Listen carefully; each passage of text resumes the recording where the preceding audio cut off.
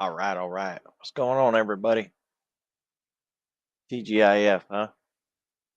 Let me let me check some of my settings because I was hearing noises in the computer and I shouldn't. But I guess if you can hear me, then it must be okay, huh? Waterly.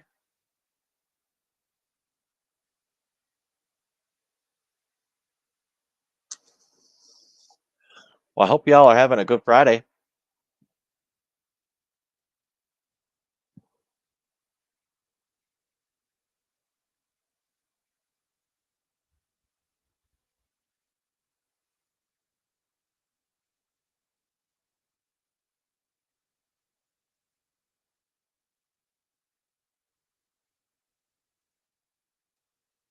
Just getting logged into something that I think help us out a little bit.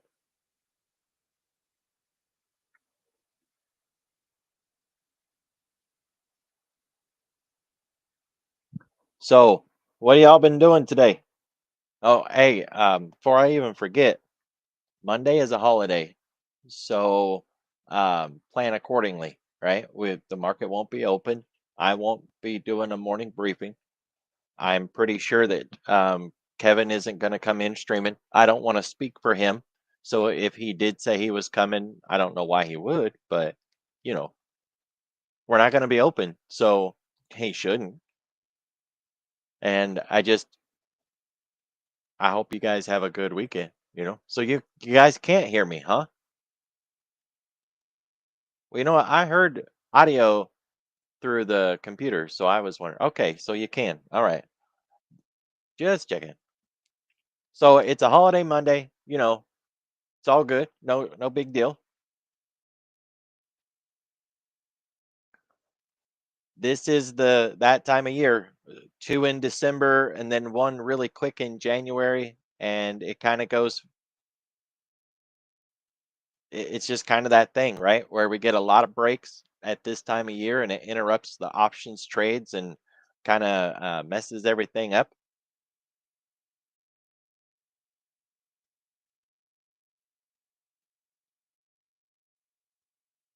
But when you can plan ahead and you already got it under control, then everything should be all right.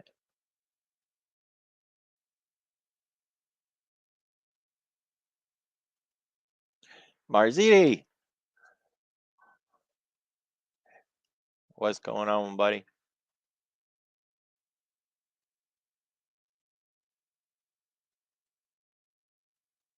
I don't know if you guys use this market app, but I'll tell you what, that thing does exactly what I do when it comes to doing technical analysis. I like it. It'll usually have like lines drawn to a specific candle, and it'll have details like this candle was likely moved by this news or whatever. I call it forming a narrative, right? When you start with generally you start with a higher time frame, and a lot of analysts will walk their charts down into a smaller time frame. So they'll talk about, kind of carrying the narrative. This was the discussions of the tariffs and then the tariff capitulation and the rip back out, right? Oftentimes you'll see where it's like, oh, the yen carry trade unwind or Japan intervention, elections. When you carry a narrative forward on the charts, it kind of helps explain how price got to a particular spot, and then of course helps us better understand what we expect price to do next, which is what makes it hard when you're kind of new to trading and you don't know very many stocks, very many companies. You don't have that narrative. You don't even have the expectation of understanding why price moved in the first place. And if you're new, you may not have been around when, a lot of that news happened. I don't know about you guys, but before I started trading, sure, I didn't pay attention to much news other than, the bobbing heads on TV. And now that you've been trading, you know that those TV news, that's just trash, right? So I was pretty ignorant about what was happening in the world since that was my news back in the day. So when I started trading, I didn't know anything about what was happening to various companies. It does help. You don't need it. It's a question I get asked all the time. Do I need this? Do I need this? No, you don't need it, but it'll certainly help and make things better. I mentioned on Wednesday we might do a deep dive today if I didn't have any topics to cover. And I don't have any topics. I'm more than willing to take topics if you guys got something that you want to hit on. I was looking at Riot if you're looking for something cheaper. I took a call credit spread in this against that 18 level. It's overshot at the moment, but I still think it's extended and it's unlikely that we're going to continue this rip. Um, there you go. I mean, it's is it high conviction? No, no more than any of the other ones. You know what I mean? Like it's a trade I like. Riot is trash. Short it. Yeah.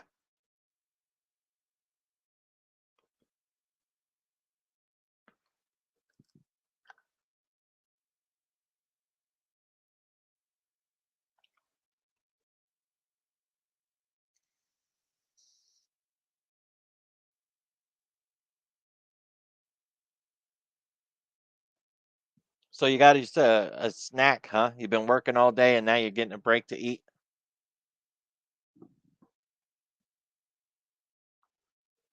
That's not a snack. That's a diabetic coma.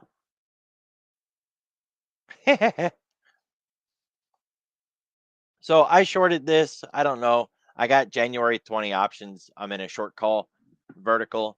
And today I probably should have went with a long call in the front end and then a short call vertical a little farther out. Because if you look at the intraday, it kept right on going right through that level.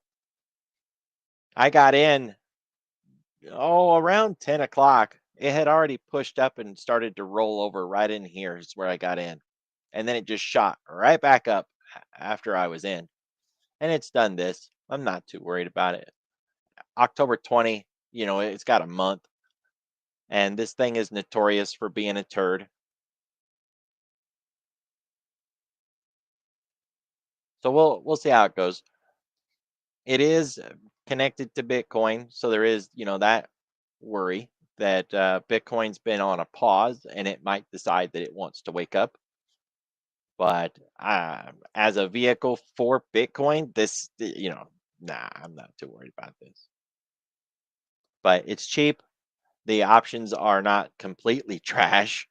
It's okay. Got weeklies. Lots of calls come in around the money, mostly.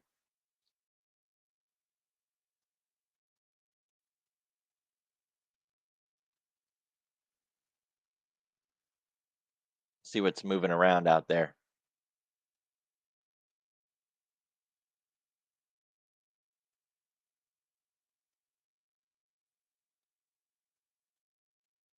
I ran a document today. If you guys had a chance to take a look at it, I put it in the chat earlier. TSMC network from today. I'll bring that up in case you guys haven't had a chance. The idea is that TSMC, even if you didn't want to trade it, is a fantastic indicator. It is a leading indicator, usually leads the broader markets by 10 months or so. So, it's not like a tomorrow kind of thing. It's months in advance. And the idea behind it is that all of these companies are a part of it. either through supply chain or in some other way connected to it. And so I've filled out this with some help from AI.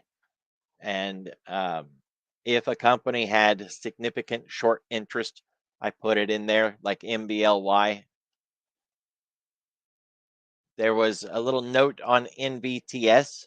These guys are going to stop doing business with TSMC and they're going to start doing business with this other company, PSMC. And it's simply because TSMC is stopping this gallium nitride and they're going to go to something else or just stop doing it. And that forced this company to work with the other company, the PSMC. So you can't trade PSMC. It doesn't have an ADR or a US symbol for us to trade. It is a company and it's a good company. It's fantastic, but we can't trade it unless you've got, say, IBKR, then you might be able to trade it. I don't want to fund my IBKR account, so I'm not going to do it. Besides, it's moving anyways, and it has a really high short interest. They did 3 dilutions last year, and I don't want to trade that company. But the rest of these probably recognize a few names like Keys, NXPI. There was another one that was really familiar. Of course, MU, right? I think everybody knows that one. NVIDIA. Gee, I never heard of that. What's NVIDIA? So it's a good document. I'm not saying that you should trade all of these, and you could trade the basket of them just by trading something like SMH, right? It's a little ETF, which is reasonably liquid.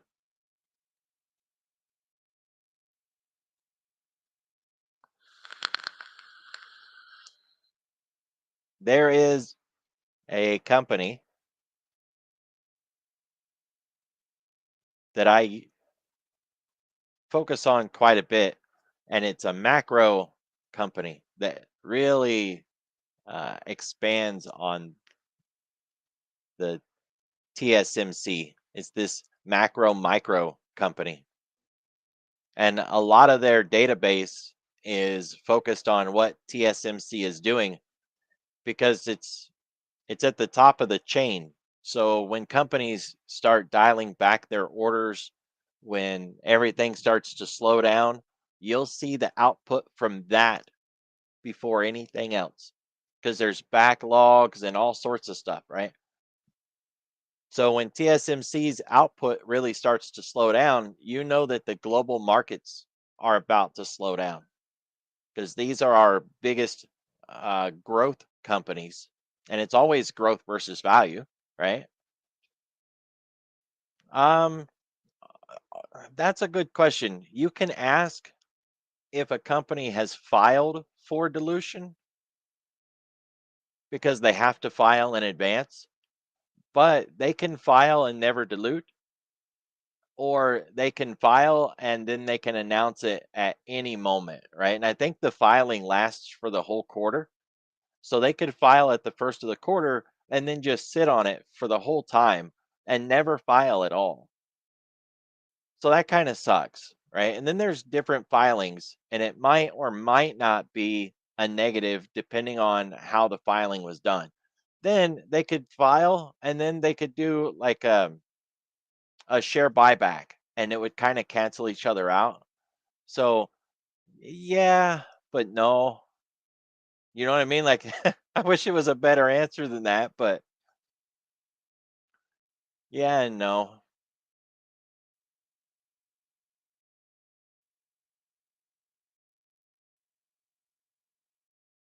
At the bare minimum, they do have to file for the dilution. So you do have that, right? If it hasn't filed at all, then at least you know it hasn't filed at all, right? I'm real particular about risk, and I just walk away from stuff if I don't like it. You could be really strict. And if it has filed for dilution, whether or not it's actually going to enact that dilution or not, simply if it's filed for it, you can just walk away and wash your hands. Say, I'm done with it. I don't want anything to do with it. You might miss out on some opportunities, but you would absolutely eliminate that risk, right? And that's one good way of looking at it, right? It's just if you absolutely just want to avoid the risk altogether, then if a company is filed, just walk away. All right, so it took me a while to find it. I don't hang out here as much as I should. We're looking at Taiwan exports year over year versus MSCI ACWI index, right? So the ACWI peaks is this orange line, and then the export growth peaks is the blue line. So we can see total export value, and then they've got this really nice write up about the whole thing. Now, I've read this thing so many times. I'm not going to read it aloud to you guys. I recently read it aloud, and I think I put people to sleep, which is funny because one of the first jobs I ever had in my late teens was reading books for handicapped children, books to tape. We would record them in this really janky recording studio, but a lot of bourbon and a lot of smokes later, I don't sound like that anymore.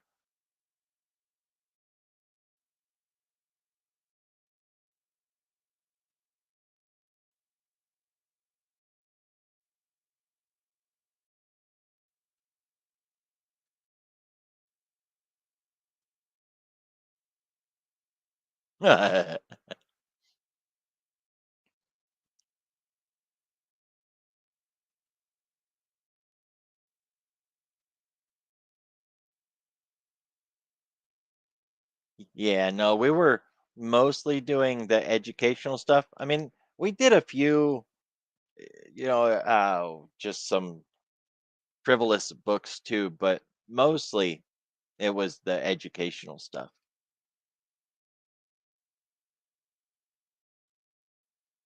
All right, so I copied and pasted a lot of this. So the main takeaway is that Taiwan is a leading indicator, and it is nearly a year in advance.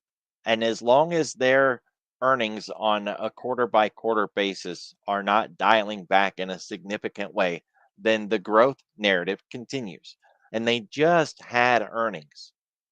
And in their earnings, they increased their capital expenditure. They're going to spend a little bit more money, but they said demand is strong. There is great output.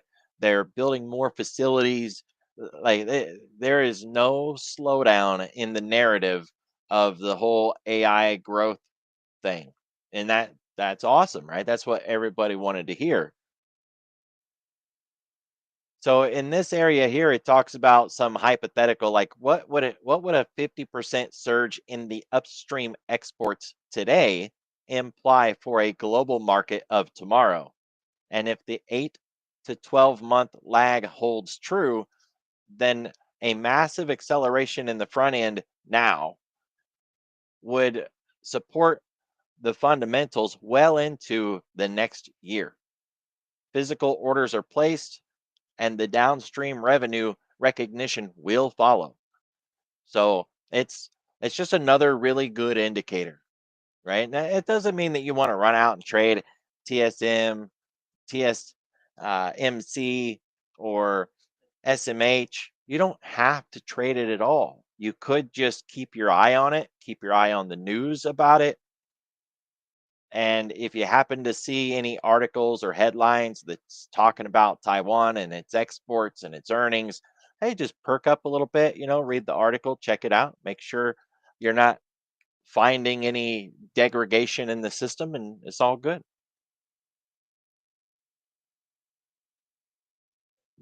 It did talk about the next leg in the global rally will likely remain narrow, favored by tech heavy indices rather than broad industrial cyclicals. However, caution is warranted regarding the inherent base effects. Taiwan's export value surpassed 60 billion a month in Q4 2025.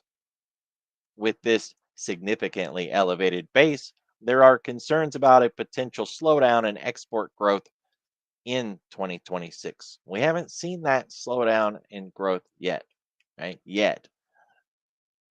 That baseline scenario forecasts that AI demand and chip shipments will drive exports to grow by 15 to 20%. If they're going to sustain that double digit growth in the second half of 2026, then their export value needs to rise from 60 billion to around 70 billion. And that's the number you want to be looking for in any of the headlines is what is their export value. Anything that talks about that number decreasing is bad news. And of course, they're building new facilities to ramp that number up. So far, it's all good. No, it's not a free website. Um, I've had a subscription here, I don't know, more than a year. I really like it. I don't get it by the year. I probably should. It'd be a heck of a lot cheaper if I did. And if you did get a subscription here, you're going to see these weird Asian writing symbols hit your bank account, which I have to say the first couple of times freaked me out. You know what I mean? Like it's just some Japanese writing for, so it just says debit and then some language that you can't read. Like, what the heck is that? I just get hacked or something? It's just this. So it's a little weird, but I've never had any problem with it other than the bank denying it and then me having to go in and tell them it's not fraud.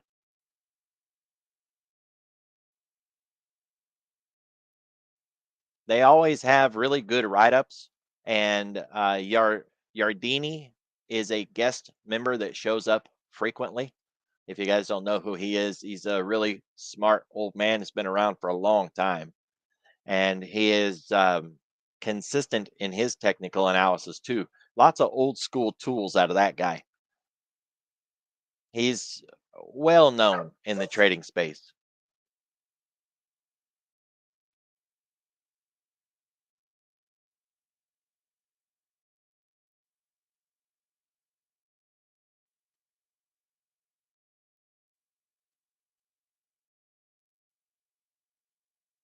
So that's one of my big ones on the year. As long as this is doing good, we're doing good, and it's doing good. So we're doing good.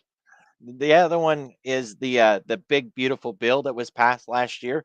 The benefits of that, has a couple of years packed into it, and that's going to help small to medium businesses. At least we haven't seen anything pushing against that narrative.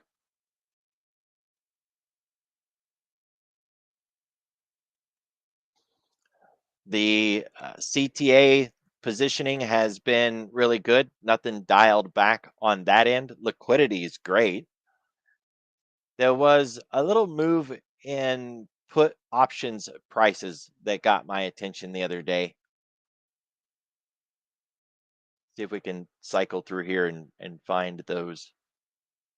I think they're back here somewhere.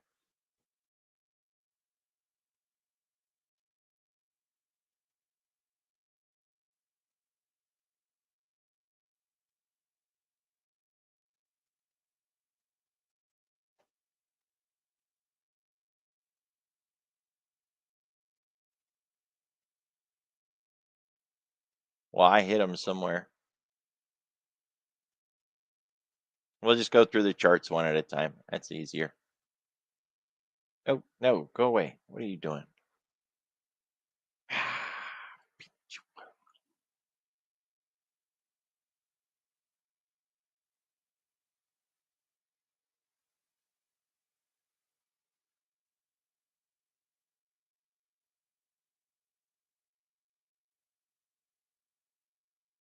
All right, this is IWF IWD ratio chart.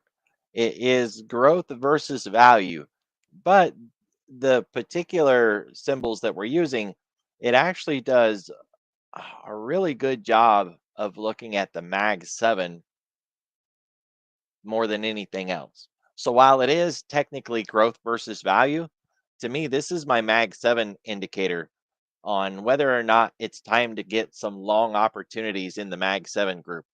Amazon, Google, Microsoft, Apple, all those guys, right? And of course, we're talking about them in a group, but they don't usually all collectively offer good trades at the same time. So if this does signal that it's okay to look for some long opportunities in the Mag 7, we still need to be selective and try to pick our favorites, so to speak, rather than trade the whole basket.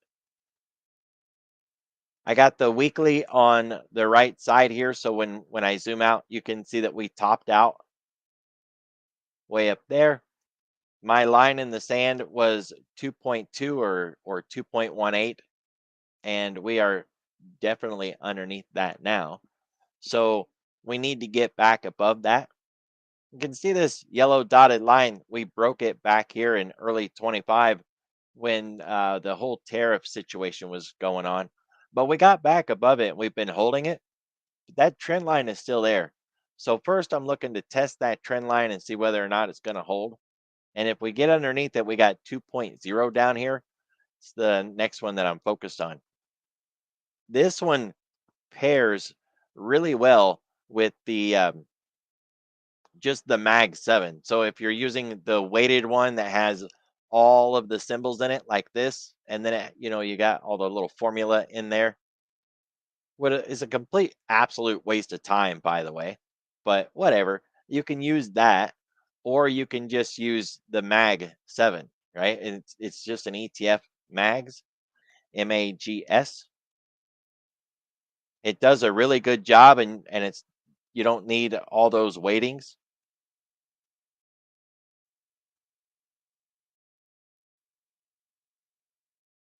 The thing about those weightings too is most people don't go in and update the weightings, right?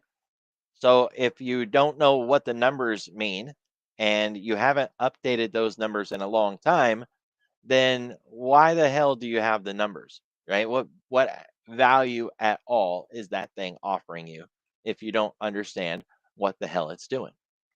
Which is one of the arguments I made as for why I quit using it because I saw so many people using so many different numbers.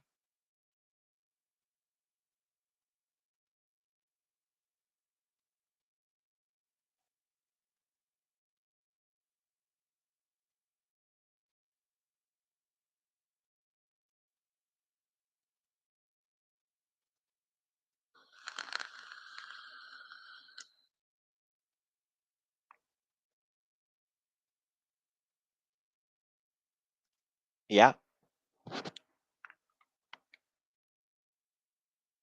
there's certainly nothing wrong with it.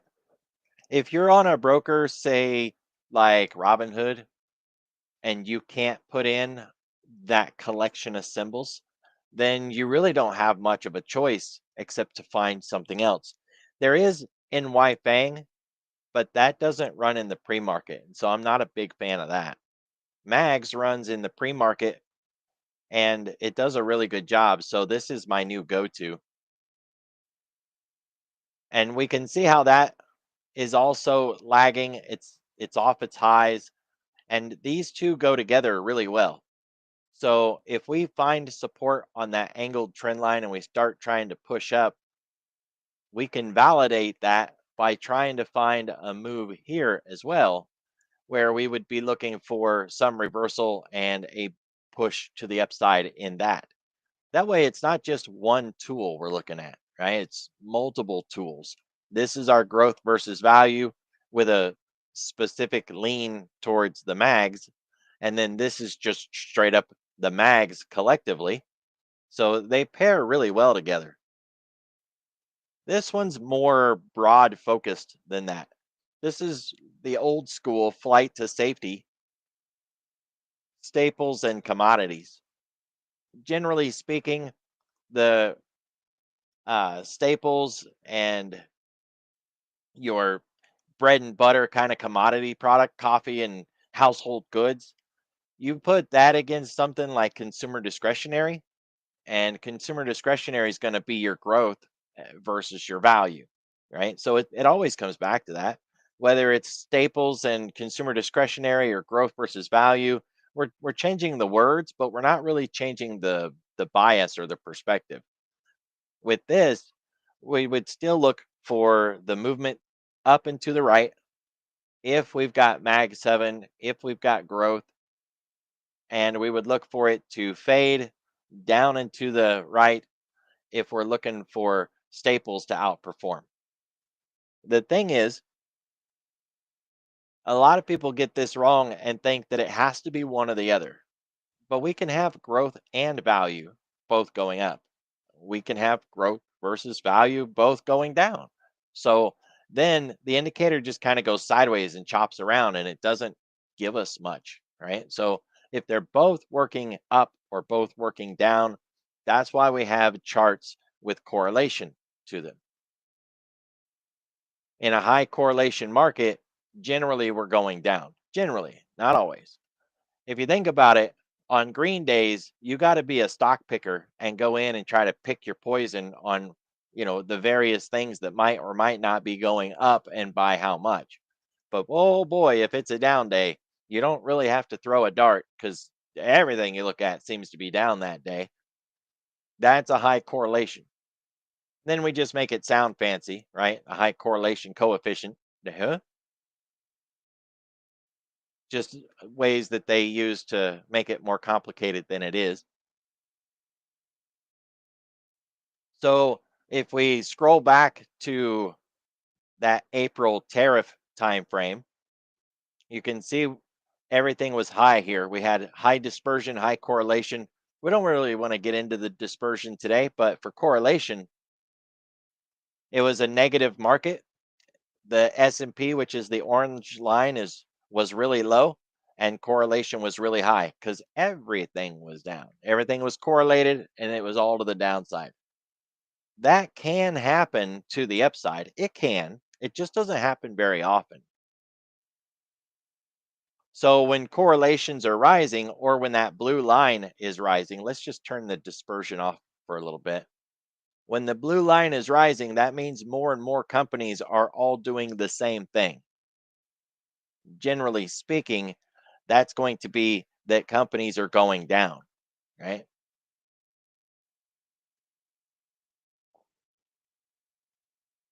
So high correlation, downward S&P. We can track that back and try to get a better grip with what's going on in the growth versus value space. This is where indicators come in and can be handy, like MACD, RSI, stochastics. Kind of pick your poison there. These are big picture tools, and we want to get a feel for what is the price action doing. You can read trend and momentum just by the angle of the line, by the size of the pullbacks and impulses, but it does help to be able to put a number on things and say, "Oh, look, it's slowing down. It went below zero. It's speeding back up again." Or it's really violent. Look at the slope angle on that line, how sharp it was to the upside or to the downside, that it slowed down really fast. So these aren't trade signals, right? We wouldn't look at this and run out and try to get an entry into a market because of it. It's just providing some value and some insight on what's going on in this space, in the growth versus value or staples versus consumer discretionary.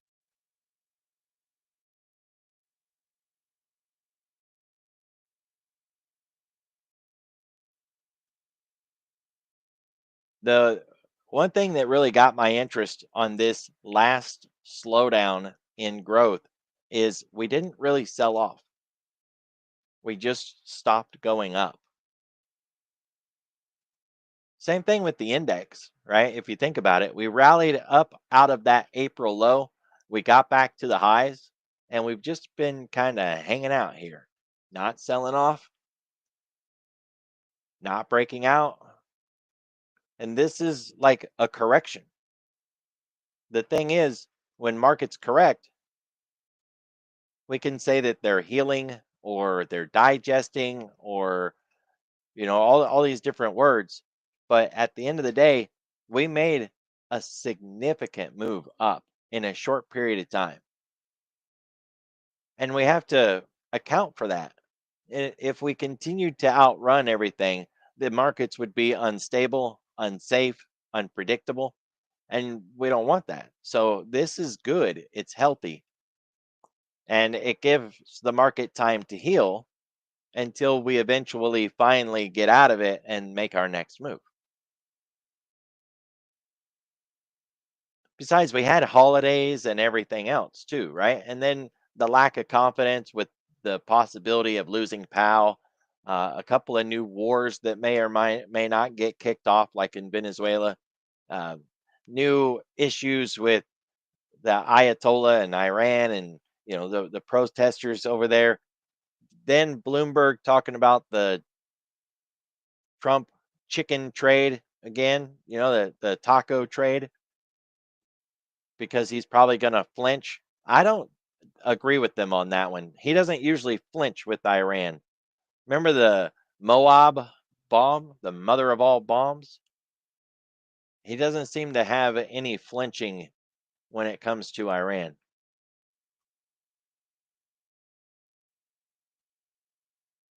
So we'll finish this digestion and we'll see what happens next. Of course, the way that we do things with our drawing tools helps keep us sharp on this one because we got the half back. As far as I'm concerned, the range is set. That's not a problem. When we're above the half, then we're more likely to continue that push to the upside. And when we're below the half, it's more likely that we could break down to the downside. But until we actually break out or break down, then the range is the range, right? So right now, we are underneath the mid, but we're still nowhere near the edge. So that puts us in a space that says, well, don't go long in the mags. Okay, check, got it. You can go sideways in the mag 7. You could try to short them. I wouldn't recommend it, but you could try to short them. Sideways would be better if you can find something that manages your risk.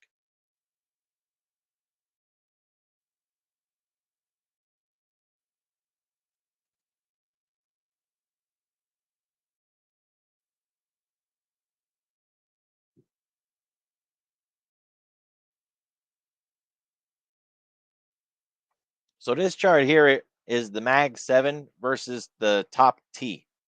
Now, both of these are newer ETFs, and people kind of struggle with these, but I like them. Both of them individually are good, right? There's absolutely nothing wrong with either one of those.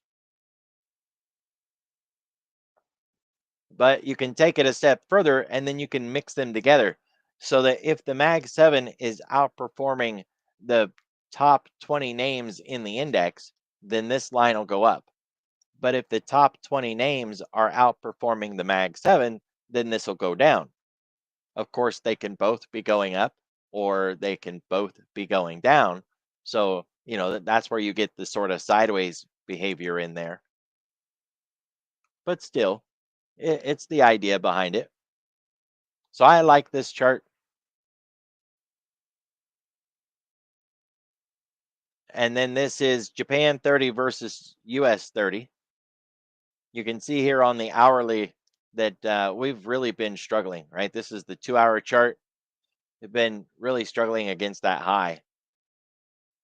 But here it is on the daily, and it looks more like a bull flag up there. And then here on the weekly, I've also added the S&P and the Qs. Now, this indicator generally moves in front of those. So it'll move and they'll follow. If I go to zoom in, it's going to distort so that it's going to be a little tricky to do that. But I'm going to try to zoom this in a little bit. The ratio broke out from that last high right there with a significant push. If you look at the S&P, we also have that breakout, but it's a very small breakout. There's not much to it there, right? And for the Nasdaq, we broke out barely, but we came back in again. So it's not even the Nasdaq didn't even participate in that push at all. Certainly didn't keep it. Now we know that there's issues with Japan and they're threatening intervention and their yields are out of control, but um, there's still a discrepancy here that's been a bit of a red flag for me since the S&P and the Nasdaq really failed to follow along. It's supposed to follow the music and it didn't.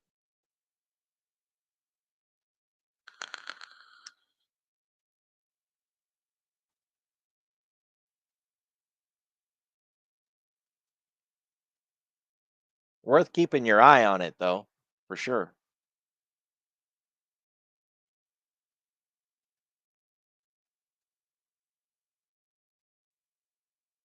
Oh, that's why my clicker wasn't clicking.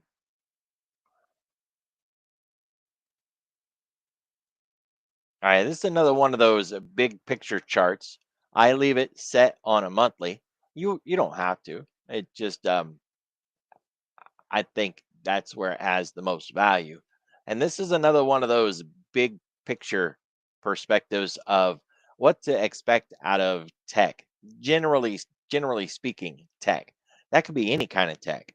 Healthcare tech, banking tech, right? Software, cloud, satellites, space, anything tech.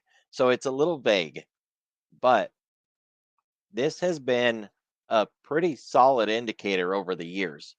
And halfbacks apply, right? Price patterns apply. So tweezers, double bottoms, all that sort of stuff. And you can see we are well above the half. And we didn't get back to the channel. We didn't break out of the channel either, but we're not even there yet. And we're holding above the midpoint of that channel. So for our drawing above the mid, for the channel above the mid, and we got plenty of room to the upside where we're not even back to the highs yet. Everything is fine. However, when we zoom in to the last 2.5 months, which, hey, it's holiday months, and we got the whole PAL thing and everything else that we just talked about. But we had 2 red months. The current month right now is red, and we're in the lower half of the dominant space. So that's not good. We are holding above the moving averages. Yay. We'll take that, but that's all we got. So some warnings will be if we escape outside of last month's low, that would be a red flag. Also cutting below the moving average and then getting out of this box would be another red flag and getting down into that moving average, right? So we don't want that.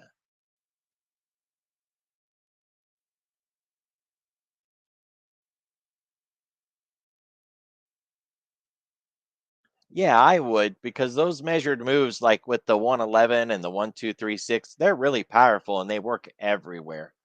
The problem is since it's a monthly, they could be too big and you might want to adjust it somewhere else, right? But yeah, totally you could put it on there. Um I don't I don't think it would be wrong at all. The dominant bar could be argued as this last blue bar because even though we wicked out of it, we didn't close out of it. And that changes things a little bit too, right? So if this is my dominant bar, we could mark that one. And now it provides a little bit more insight into our current situation.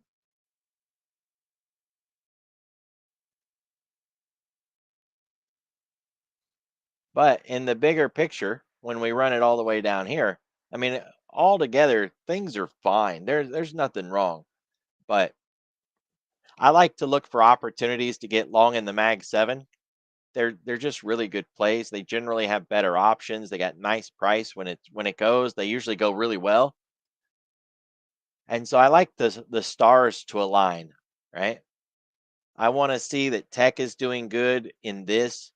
I want to see, growth over value, uh, consumer discretionary over staples, mags beating tops.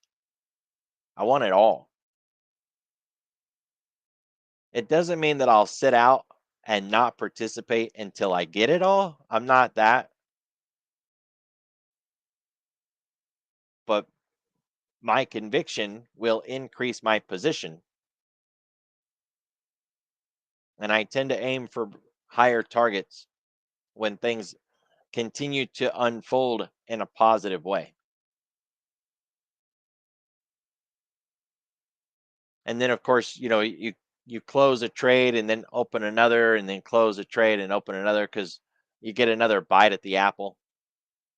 This white line is net buying or net selling. It's selling if it's falling, it's buying if it's rising. And it is for the NASDAQ.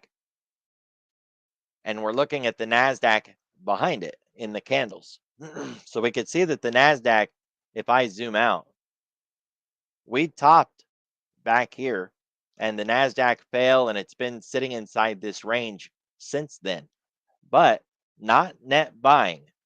Net buying went sideways and then it just continued to go. CTAs are not exiting their positions. VC funds are not exiting their positions. Stock buybacks are still going, other than when they have to stop, and they do stop and then they start again.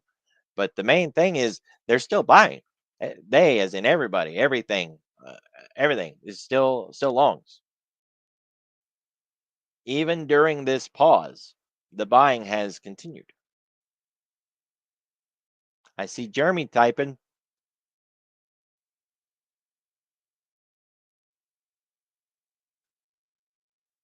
CCJ. Yeah, that thing's been around forever.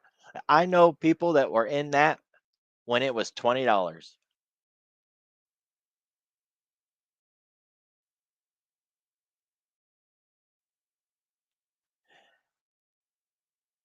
CCJ. It's what Jeremy just posted.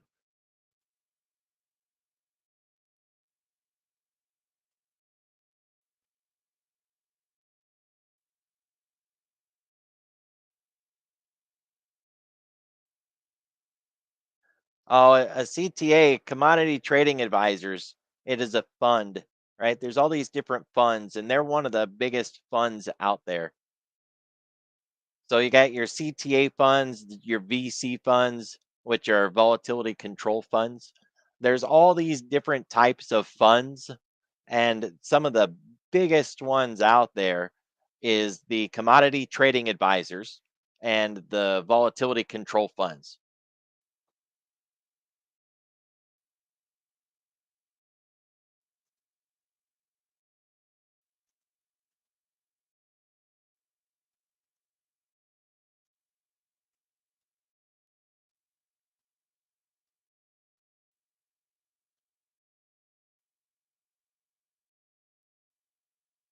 Now, Mentor Q has some great charts on CTA, but that's not free. So I asked AI here to see if they would point us towards some free data on what CTAs are doing.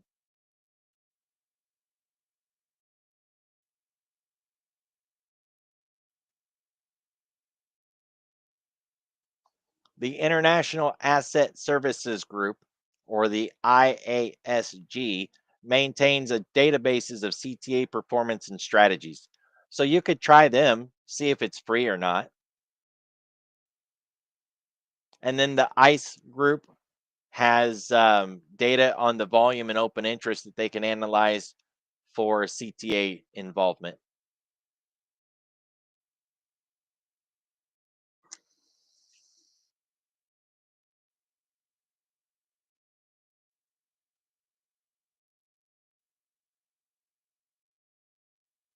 But they're one of the biggest groups. Those guys and VC funds, volatility control funds. So when we're always talking about they and them, that's usually who we're talking about, right? They are often considered the smart money, but they basically just have more people doing more research, and so they can out research you. That doesn't make them smart, just that they often know about some, conference or some merger or deal or acquisition that we don't know about, and then they get to position into it, and we didn't know because we didn't dig deep enough in our research, right? So when they got 5 people putting 8-hour days in it, you can't compete, right? They're putting in 40 hours a day to research something. You can't keep up. But again, that still doesn't make them smart. It just means that they had more access to info.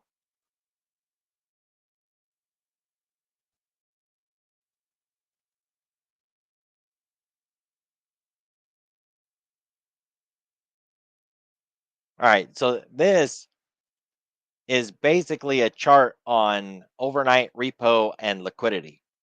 I know that's not what it says, but that's basically what it's used for. All right. So what we use this for is a reflection on liquidity. In bear markets, liquidity really dries up,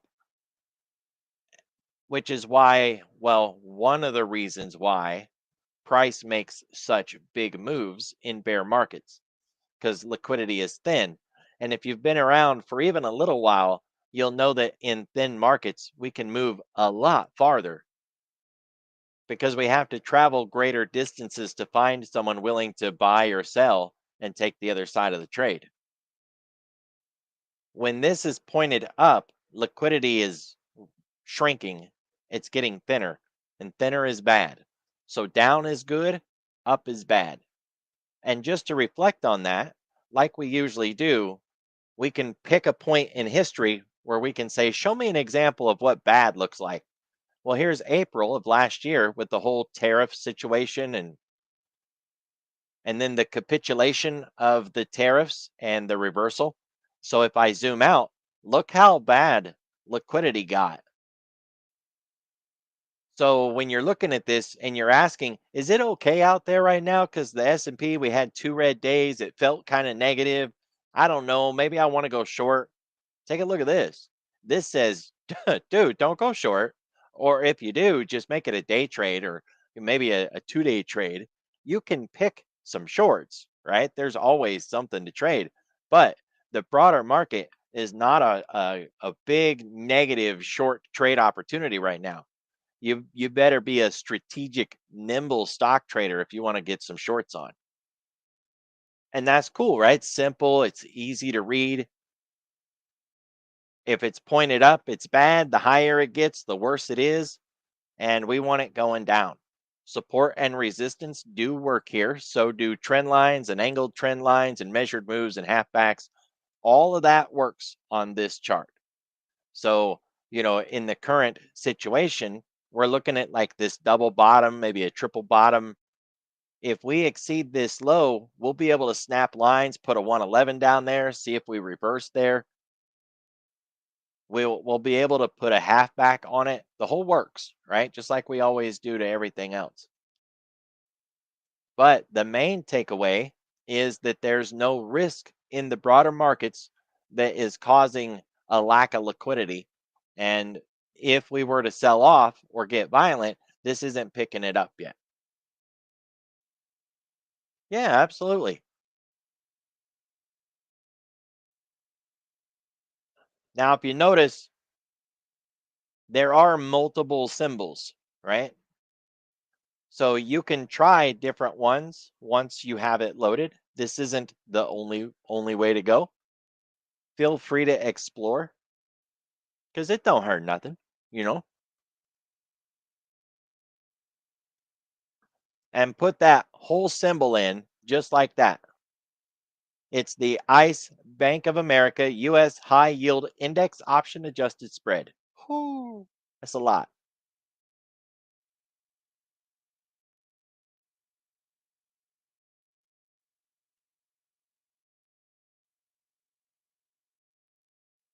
Now, I don't know about you guys, but I've been waiting to get long bonds forever. Forever. I'm still waiting. It's not time yet. Still can't get long bonds. This is the bond volatility index.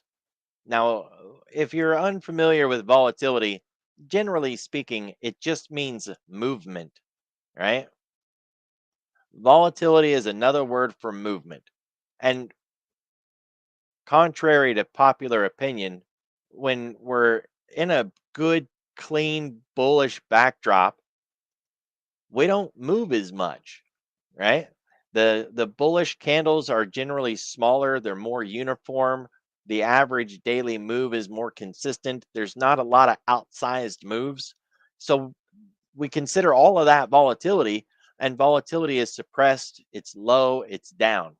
So when we look at the bond volatility index and we see that it's down, then we see that it's not there. Not a market to participate in because movements are really small. If volatility was to pick up, then we would anticipate a better opportunity in the bond market. But notice I didn't say it was a long opportunity.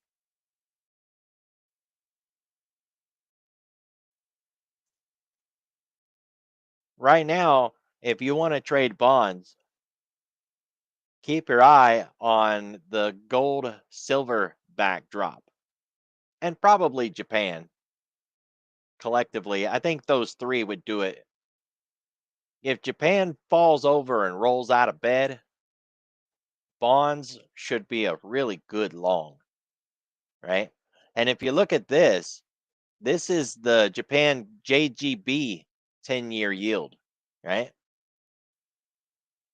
And they're threatening intervention right now because of this out of control marketplace. They intervened back in 2022, I think, maybe 2023. I did a video on it. The S&P moved 7% in like 3 days, moved 4% in 1 day.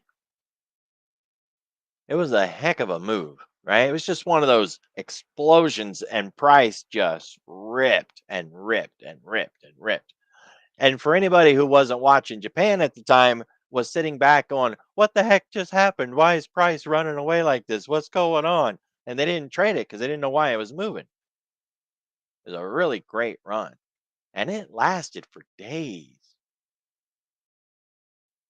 Now, in the one that I'm talking about, they did that intervention with the support and assistance of the US government. I don't know that the current administration would back their move. They should. Uh, the current administration really likes the new prime minister, so she pushes all his buttons the right way, and he really likes her, so he probably would back her up. But Scott Bissett is no Janet Yellen, so can he even do the job? I don't know. He seems to be doing all right. He ain't broke anything yet.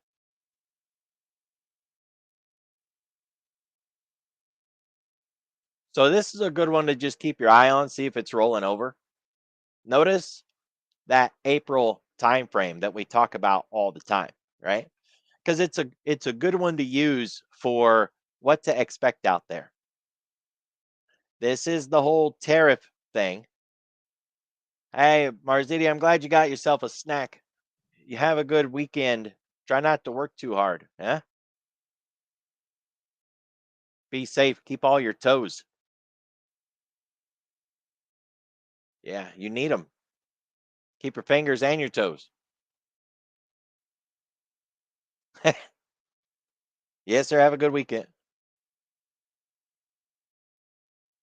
So, if this goes down, we can anticipate that it would be bad for the markets. It's not to say that it would be one for one or perfect, but it would be a headwind. Markets would struggle if this is falling, and if they intervene this time, we might not go down, or we might not go up. Right? We might actually go down. So we'll have to see how that plays out.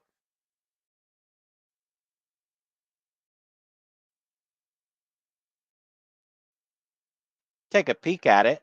It's more watching the headlines than anything else, because if they do intervene, it will be harsh and immediate. It won't be subtle. So you won't have to look at it and see that it's gently fading and say, "Oh, well, they must be intervening," because nope, it won't be like that. It'll be very violent. If it's just going down gently and we're going down gently, then we're just going down gently, and it has nothing to do with intervention. That would be probably something else that's making us go down. Keeping your eye on headlines from Japan would be the way to go. I use FX Street because you don't need a subscription and they do a really good job. Generally speaking, they will post on to Finance Juice if there is anything of note.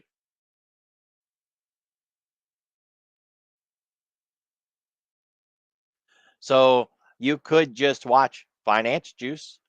And if you see any headlines that talk about Japan and intervention or any threats of intervention, then you could follow that up, read the article, make sure everything's fine, and that really should do it. And then you have the chart as well to see why are they interested in intervention. Are we, because they'll usually give a level and say we're getting really close to this or that, like this particular line, and then you can go look for yourself and see, well, how close are we to that particular line? And they will lie, by the way. Oh boy, they will lie and say we didn't intervene. I don't know what you're talking about. They've been caught so many times doing that to where they did intervene, but they denied it until they had to publish their spending. Because just like our government, they do eventually have to publish where they're putting money. So they'll lie for like a month and a half and say, "No, no, no, we no, we didn't do it." And then, of course, they come out with the numbers and like, "Oh, yeah, you know what? We actually did. Yep, that was us. Uh-huh. Dirty bastards." But again, it's not them. It's every government that does that. They'll all lie and say, "No, we didn't do that."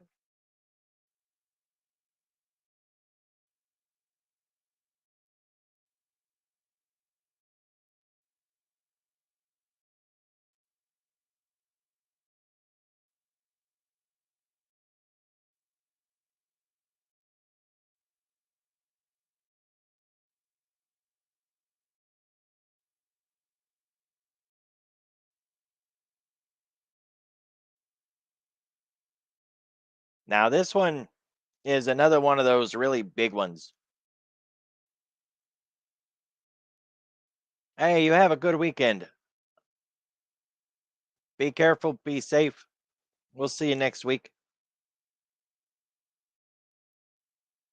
When it comes to GDP, there's GDP forecasts, then there's the real GDP, then there's a rolling calculated formula of GDP, and all three of those have popular followers who kind of drink the Kool Aid and think that theirs is the best one and the others suck. I say keep your eye on all of it.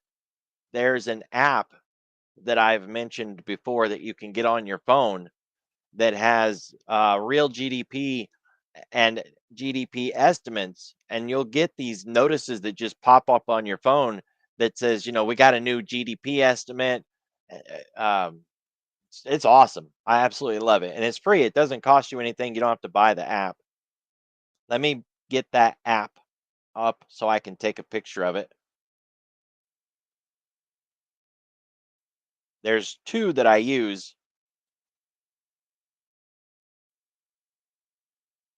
Federal Reserve Bank of Atlanta is called Economy Now, and it does a really good job. And again, it's free. So nothing wrong with that. When you install it for the first time, you can set your notifications.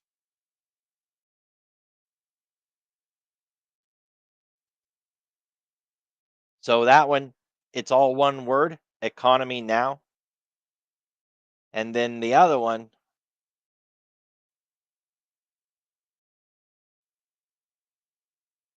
is Trading Economics.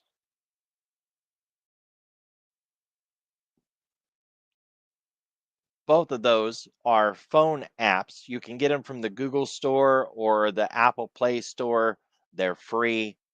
They do really good.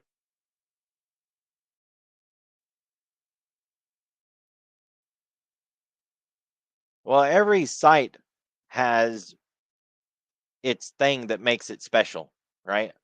I like FX Street because it is specifically focused on those FX markets. They usually have good articles that I can read about the dollar, about yields, and these various nations around the world and what they're doing. So I like FX Street because of all of that depth and background and all of those unique articles. That is their niche, right? That's their specialty. Finance Juice is a news aggregate website that does these pre-market briefings and aftermarket briefings and breaks the three main indexes around the world into groups. So it'll do an Asian open and an Asian close, a Europe open and a Europe close, a US open and a US close. And I really like that. It monitors the market on open, market on close, breaks those down into the Mag 7 group. So, all of that is awesome. Then it has the earnings stuff right here on the side, and it has order flow built into it in an audio format. And I can listen to this channel rather than having to read it. I can just set voice, minimize this, do my trading, and if something pops up, they'll announce it in the voice, and that way I didn't miss a headline. So that again, really great value. I love it. The thing is, though, this isn't free the way I use it. It can be, so can Finance Juice. Both of those, it wouldn't cost you anything to use. You start getting into other things like Market Edge or MRKT, Market AI. Well, this isn't necessarily free. Now, this is going to do a lot of work for you that the others aren't doing, and that's awesome. Carry the narrative forward, highlight particular bars with news, give answers to things like why did this move? See how these lines draw to a particular candle and it has that news? That's carrying the narrative. That's really awesome. I've got hand drawn documented charts that do the exact same thing. So I love it when I can just come in here and I don't have to do any drawing or anything. And it just does all that for me.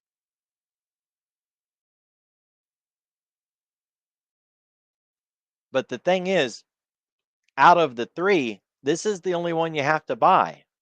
The other two are free. So I wouldn't look at it as if you have to make some decision about which one to use and then suffer by not having the others. If you already bought it, use it. Why not? It's awesome. But I wouldn't turn my back on the other two. They still have a lot of value.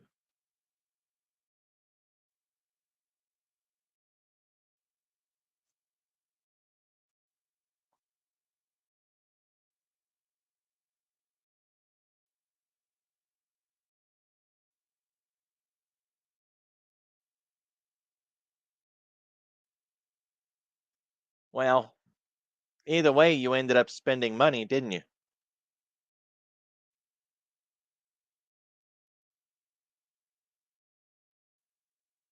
So now you've bought something and it's a pretty awesome tool, but it doesn't have everything, right? If you haven't noticed in the mornings, we go through a lot of sites, right?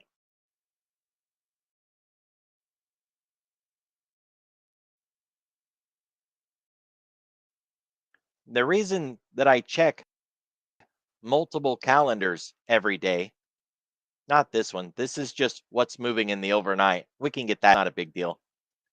But we go here, and this is the FX Street calendar. And then we jump over here,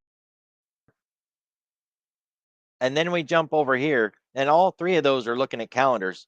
And to be fair, I used to also look at the calendar on Thinkorswim. I used to. I don't even bother doing that anymore. But I used to. Why go to all of these different calendars? And the answer is simple but sad, is that there are a lot of economic events happening every single day. Every day there's just a lot of events. And even going to all three of these sites, four if you want to count Market AI, because we go there too. Even with all of those sites, we're not seeing all of the economic schedule for the day. The one on Market Watch, it only does the biggest ones. That way, unlike FX Street, which tries to give you everything from around the world, these guys are only giving you the US and only the biggest ones. And if there's nothing big today, they just leave it blank. Like this on Tuesday. They said, no, there's nothing here. Don't even worry about it. Well, of course there was, right? So I go to different ones knowing that they're not going to have everything. And some is going to do better at those events that pop up at the last moment, like Fed speakers. Finance Juice does a good job of highlighting when there is a Fed speaker that wasn't supposed to be chatting somewhere, and then suddenly he's on the schedule and now he is going to chat somewhere.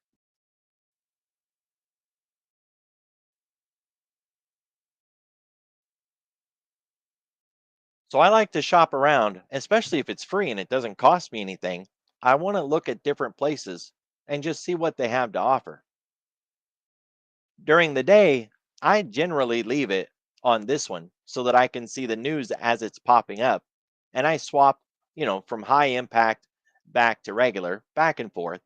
But there's also times where I come over to Mumu and I go to latest and I just leave it here, right? It doesn't hurt anything. But as you can see, look what's popping up. This is like nuanced stuff, IPO, public offerings, initial offerings, right? It's like in the weeds stuff. This isn't moving markets, right? This is just giving you some background. What's Jeffries doing? Who got an upgrade? Who got a downgrade? But it's depth and it's background. But it's not right or wrong.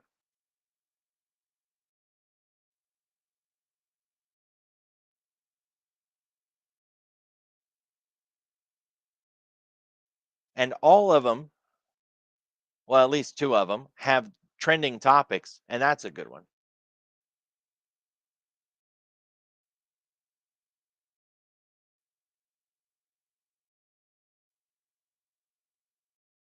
Well, I was on Momo, right? Go to Momo, go to latest.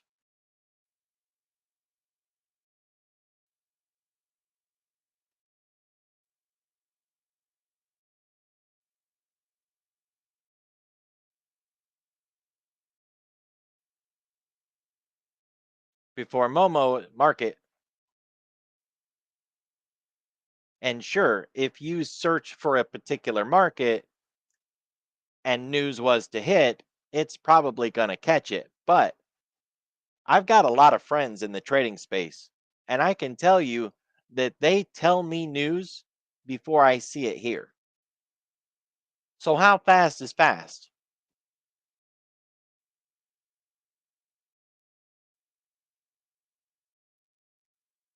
At least twice a week, one of my friends will throw me news that did not show up here. Either never shows up at all or it shows up here 5 to 10 minutes later. Yeah, a lot of times they do. They get it from Twitter.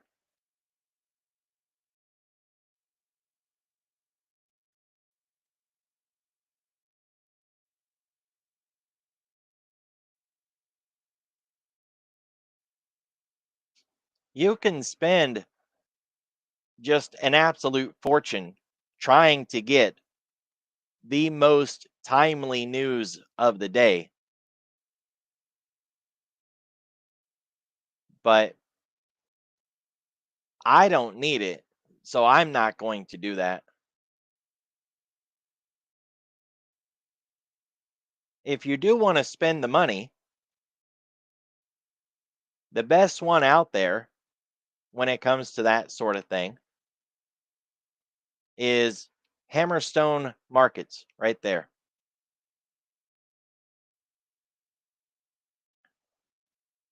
What they have developed is an app which you can get it on the tablet or you can get it on the phone if you want to go that route. But they also have a desktop version.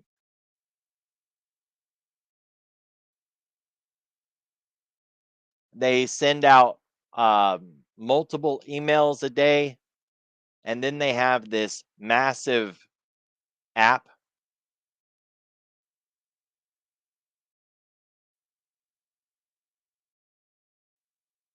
And of course, they've got the institutional side and the individual retail side, various platforms, and it's integrated into your Thinkorswim, but they don't give Thinkorswim everything they've got, right? Why would they? They wouldn't be able to sell their product if they gave Thinkorswim all of it. But these guys, they're not cheap, huh?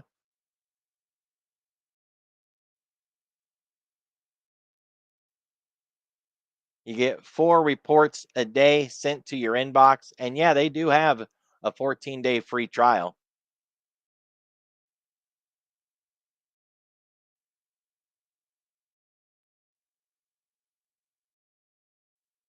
This isn't their full package either. The one that I remember them having was 1,500 a month. I don't see that package, but the last time I was here, that was their top selling package.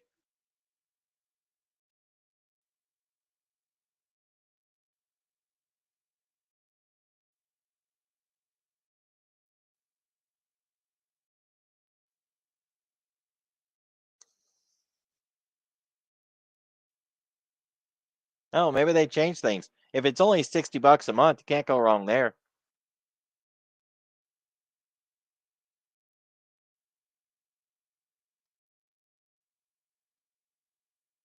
I still won't do it though.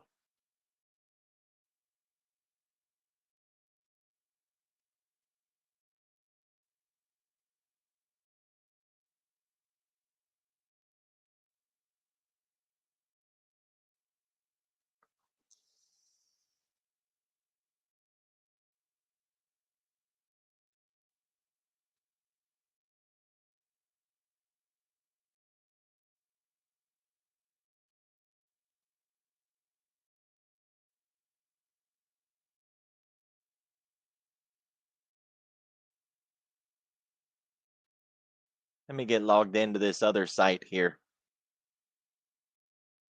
Now this is Gamma Lab, and I like these guys. They're pretty good. They are also a little bit of a news aggregate site. They'll grab news from various locations. And like Goldman Sachs puts out a report, they'll grab the report and they'll read through it. And if there's anything in there that they think their users could use, they'll package it up and put it in here, right? And they'll be like, "Oh, Goldman said this." or JP Morgan has turned their book to Asia or Europe or whatever. I always like that. Then they got the gamma charts, the CTA charts, VC funds, treasuries, all that good stuff. CTA positioning, the options metrics, dealer positioning, all that, all of it's built in.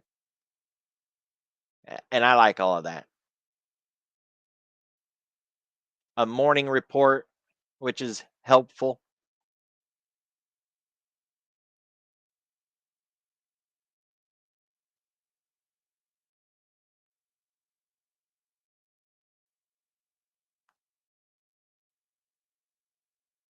Yeah, you have a good weekend.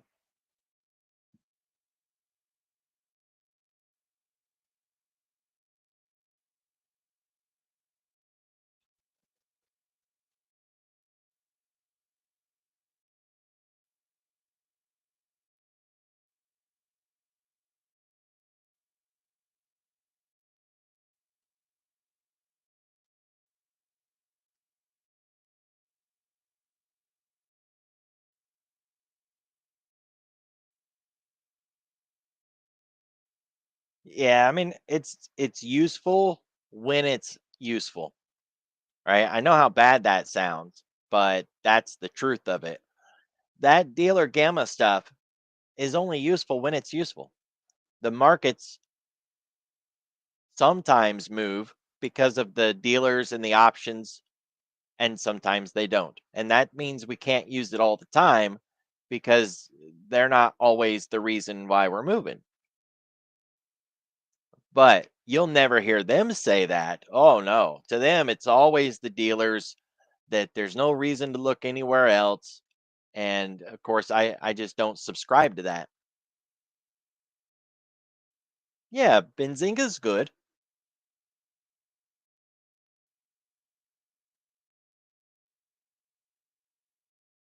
I like Seeking Alpha because of its community. They get all these people writing in, and so you'll get insight from people that just saw something in a unique way that somebody else didn't see. And I really like that. But there's so much content on Seeking Alpha. It seems like I never find the end of it. That kind of drives me nuts because I'd like to know I reached yeah, the end of the road or the end of the block, and it just doesn't stop. It just keeps going. They were more valuable to me before AI got strong, because one thing that I really used Seeking Alpha for was upcoming events. If there was any conference or some big investors day event or anything like that, they would always highlight that for me. If you go in on the weekends and do that morning breakfast or the weekend breakfast, whatever the hell it's called, they would tell you, okay, next week, we got this big pot stock convention in Vegas or some big Bitcoin thing going on. And that was awesome. But I don't need them for that anymore now, right? Because AI is the go to for that. So, I mean, I got a subscription only because somebody hooked me up. I didn't buy this, but that's true for a lot of the sites that I have. From a trader's perspective, having actionable trade logic easy at your fingertips, Tradie Ticks is pretty amazing. I use this one quite a bit for that. So this is my default chart pretty much. Although from time to time I will throw on levels like SNR or whale targets, but that kind of makes it messy and I like my drawings better than their drawings. So, if we was to put in something like, I don't know, riot down in the lower area, we can see the dealer deltas. Now, generally speaking, they're going to be opposite of what the broader market is. Well, you don't have the app. With your Bullish Bears membership, you have the bots in the Discord, but you don't get to come over to the website and use the app.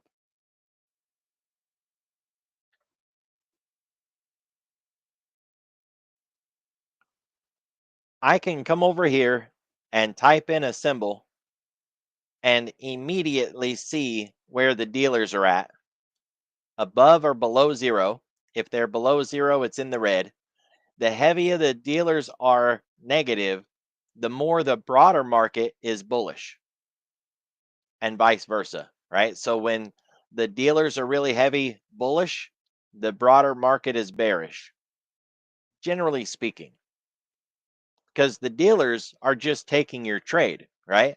You want to buy a call, they'll sell it to you. You want to sell some puts, they'll buy them because that's their job. They have to.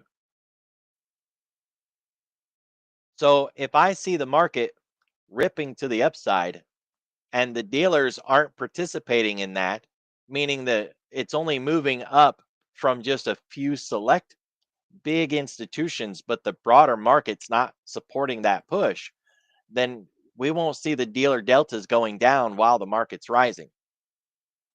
If you look at Riot, we had this big push today, and yet the dealer deltas are going up. They were negative. Now they're less negative, not by a lot. I mean, you got to zoom in to really see them, but they're less negative today than they were yesterday. So this push didn't require more negativity from the dealers. Now it's really minute. It's a very small gesture. It means nothing at this point. But if it continues to shrink, then that would give us more insight. CCJ is basically flat. So this push is not being done with broader market participation. If if more of the broader market was buying into CCJ, then the dealer deltas would be heavier negative.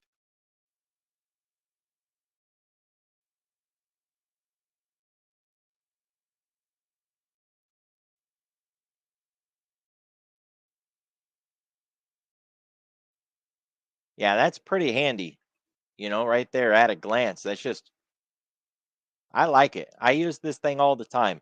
And then it has the earnings down here between the forecast and the real. And I think that's just easy to read at a glance.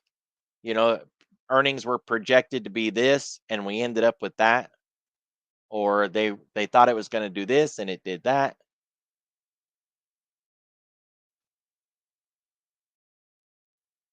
They've got seasonality too, but I never did like this sort of seasonality. Um, TrendSpider does it that way too. I don't like this one, but whatever. I mean, it works.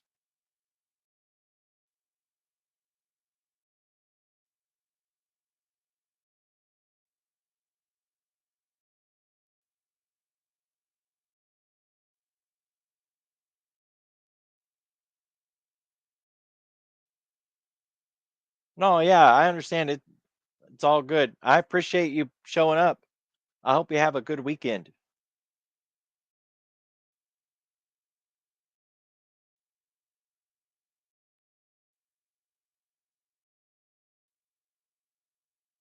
Let's look at some options on CCJ.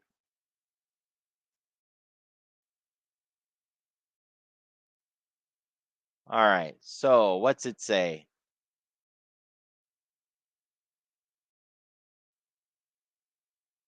Long-term sentiment right now is neutral. The 130 calls for March 20 is the most dominant contract. It received 720,000 in premium. That's good to know. You know what strike they're hammering down on, you know?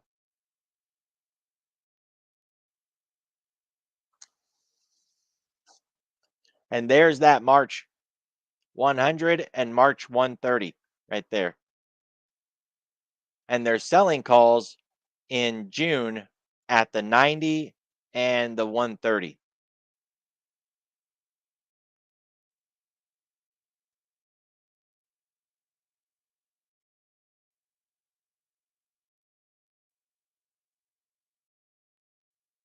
Then we got net premiums, net flow. Those you can call up in the Discord.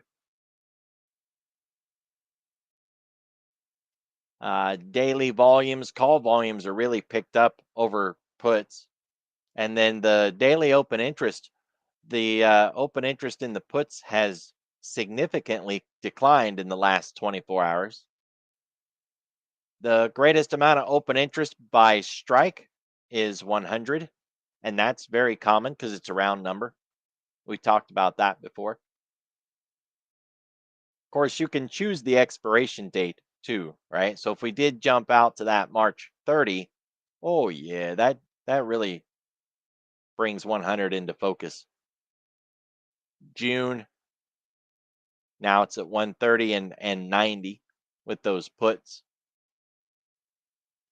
Whale positioning, 125. Let's turn 90 off, and 140. Those just seem really extreme. I guess we could turn off 130 as well. No, 130 is too solid. Let's take 125 off. 115, 114, 10, whoops, 105. I did that wrong, didn't I? Yeah, this one is that. This is that. Yeah, I did it right. 125, 115, 110, or 114, 105. We want to turn 100 back on. There we go.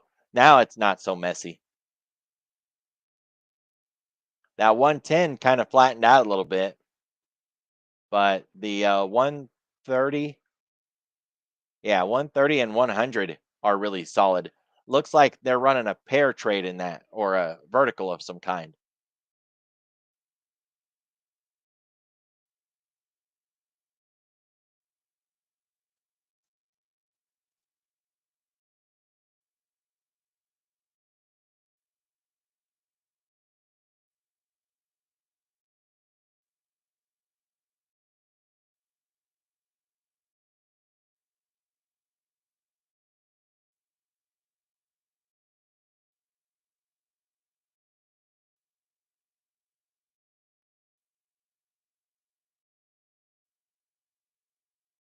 The dealer open interest, of course, is today.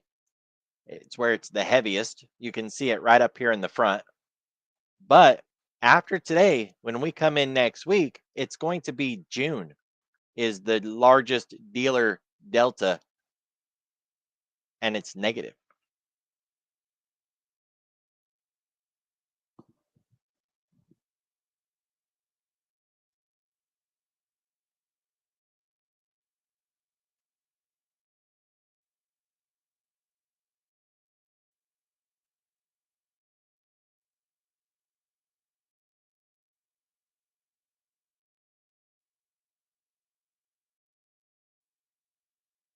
It's that 90 strike. That's what it is. So they're running calls in March and puts in June.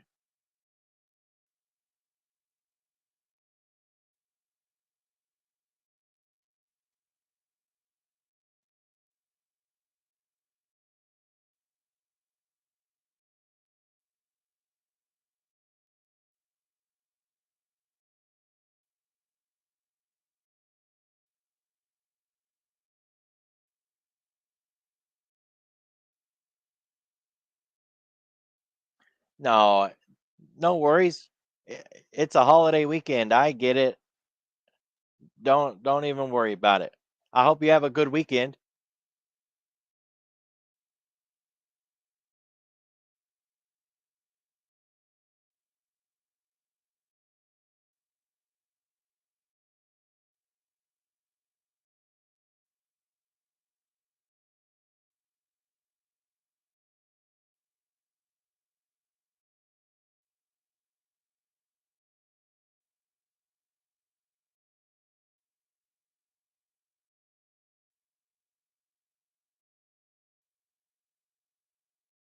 Well, let's take a look.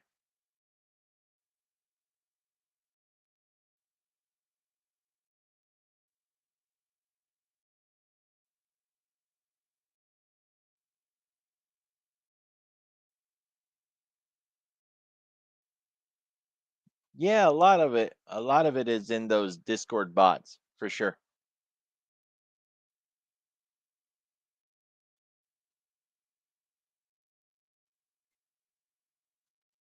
All right, so Fubu,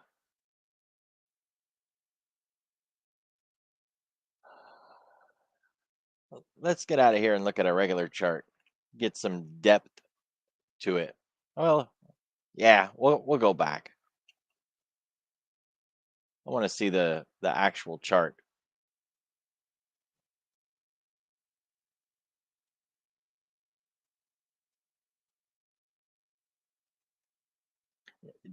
Disney isn't making changes to the board or changing their fundamental strategy yet, right?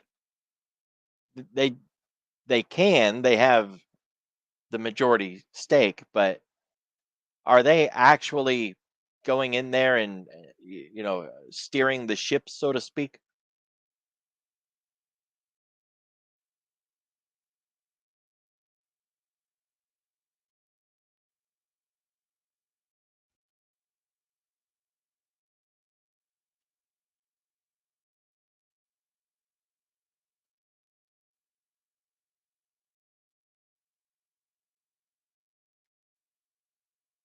Now, all those shares are locked up for probably a couple of years. 3 to 5 is not unheard of, but probably less. Like maybe 18 months, 24 months.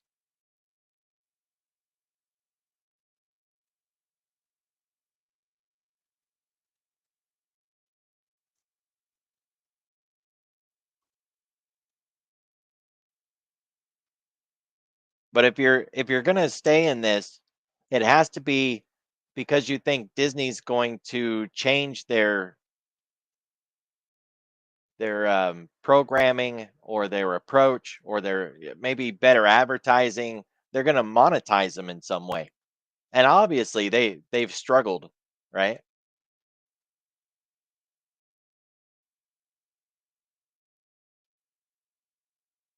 I would keep this halfback in mind. And of course I'm on a I'm on a log chart, so it looks skewed a little bit. And then I would keep that one, but you can see how they're so close together, they just form that little channel. This is a normal chart, and you can see we're under the half.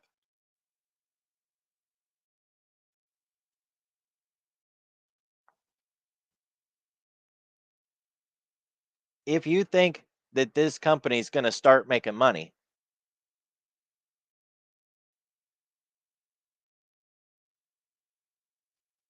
then keeping the long isn't a bad idea. And they're doing a stock buyback.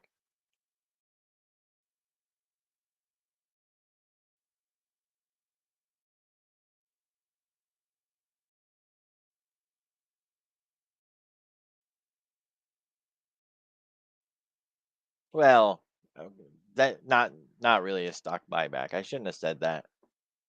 They're reducing their what do you call it? The risk isn't the right word, but they're outstanding debt.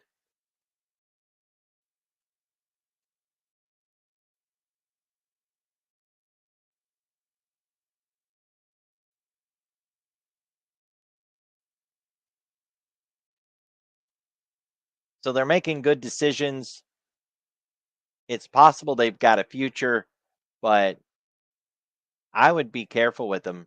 It makes me think of AMC. I know it's not even the same thing, but at some point, AMC became this crazy complicated place. They had the NFTs and ape, and they were doing all kinds of crazy things, and it made it really hard to trade AMC. because there was just no way to get a firm grip on what the hell the company was doing and where they were going. Like who's driving this boat and how are we supposed to make money as a business?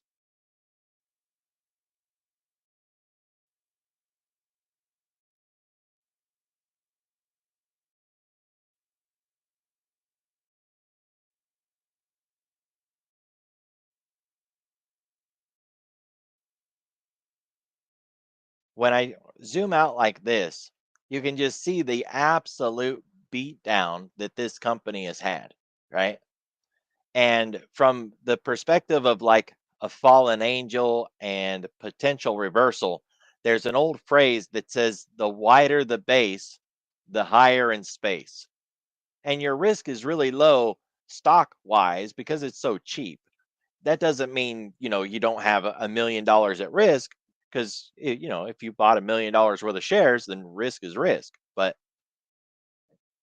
the risk should be manageable simply by the size of the stock price. And the line in the sand to the bottom is clearly defined, right? You don't want to go any lower than you've already got, right? If that got any lower, it would just be really, really bad. I would not want to see this gap closed. I wouldn't want to see this low broke, which is like two and a quarter. We are setting higher highs and higher lows ish. When you zoom out and you check that high, then we're not setting higher highs and higher lows. But if you start it from like 2023, then things have tried to turn around a little bit. There's that higher low and then higher low and higher low and higher low. I wouldn't want that to change. The upside needs to get better. And you got to wonder how many people are still trapped in that mess because we got up into it here and it was firmly rejected. How many more times are we going to have to get rejected from that before we can finally get through it?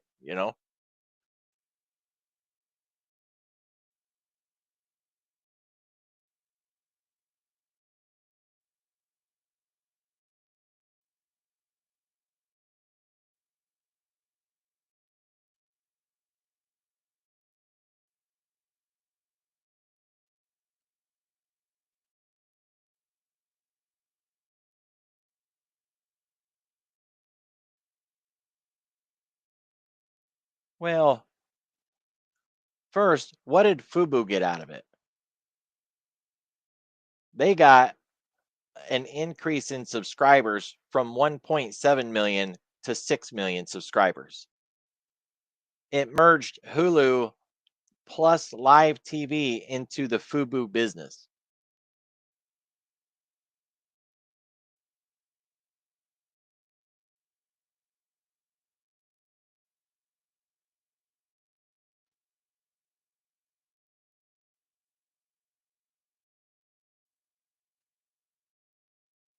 And Fubu used to get bullied, but now Disney's got their back, and so other businesses can't bully them around as much as they used to.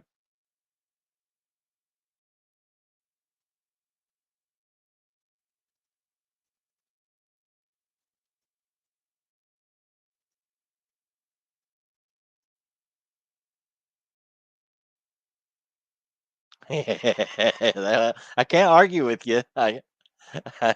You make a really good point.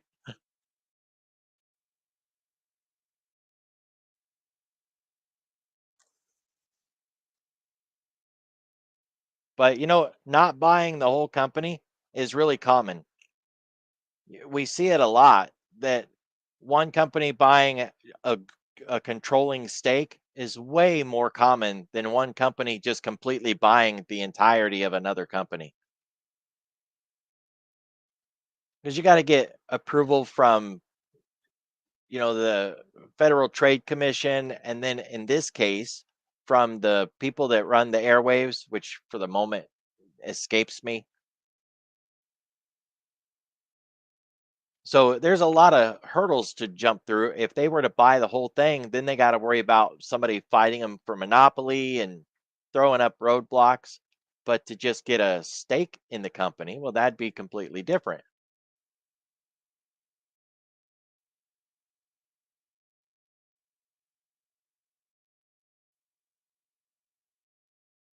And they can always come back later and grab the rest.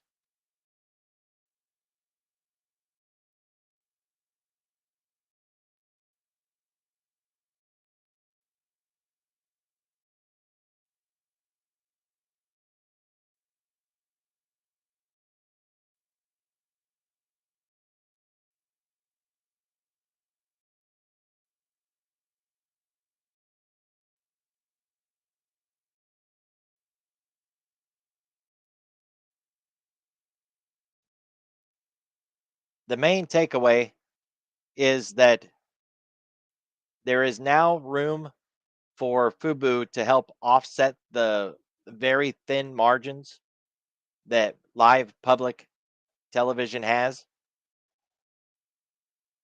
and to save costs, get better deals, have access to more equipment, have backing for funds so that maybe they don't have to go out and do, dilution in their shares just to get money or issue a bunch of bonds and things like that. There's a lot of ways that this, in theory, could help them out.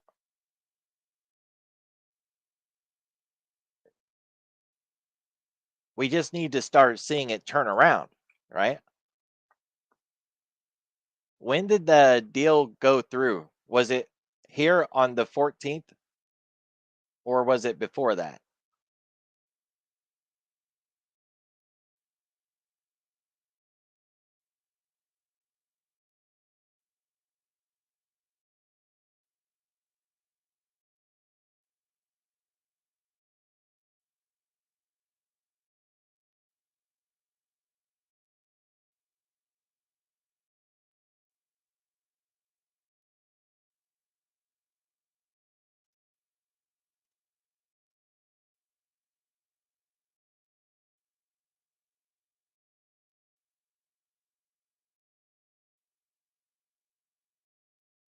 So January 2025, the deal was officially announced.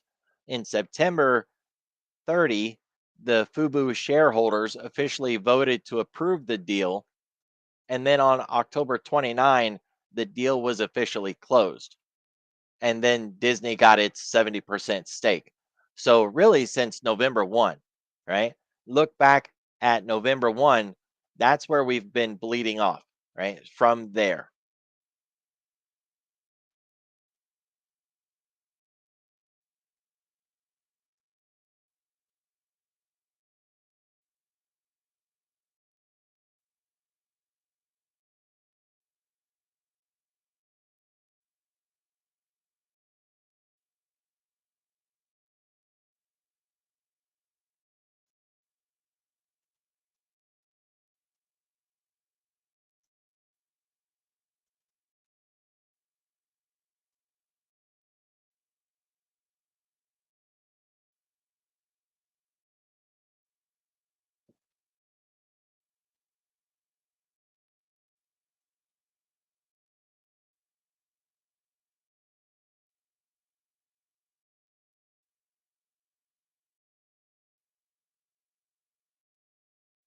All right, now some of this fall was because there was a NBC Universal blackout. In November, Fubu lost access to NBC Universal channels, including NBC local stations and the USA network, due to a carrier fee dispute. For a sports first streamer, losing Sunday Night Football and Premier League soccer was a massive hit. Investors dumped it, fearing this would lead to a churn spike, subscribers canceling their services, which put downward pressure on the stock through December.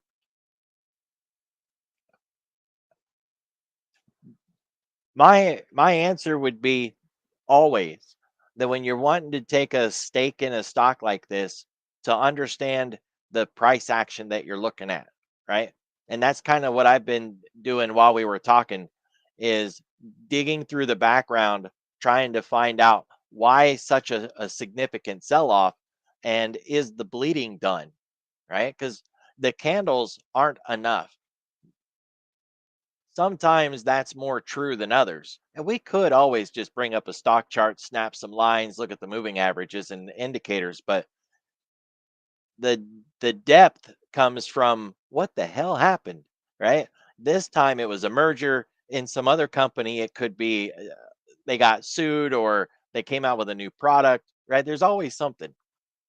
So you want to go digging into the depth in the background because that's going to help you better understand what's going to come next.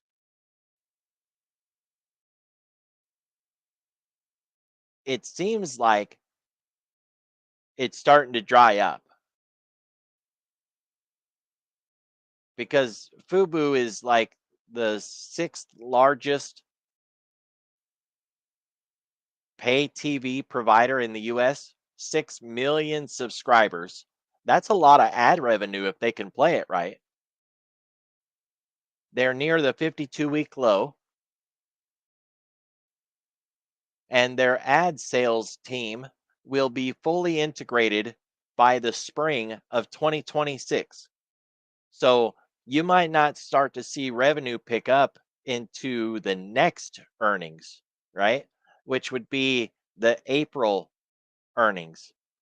So we're going to have to get through February and suffer whatever earnings that's going to give us, and then go past that into the late April, uh, probably the May June timeframe for the next earnings, and see how it goes there. Because by that time, the ad team should be able to demonstrate that they can make money.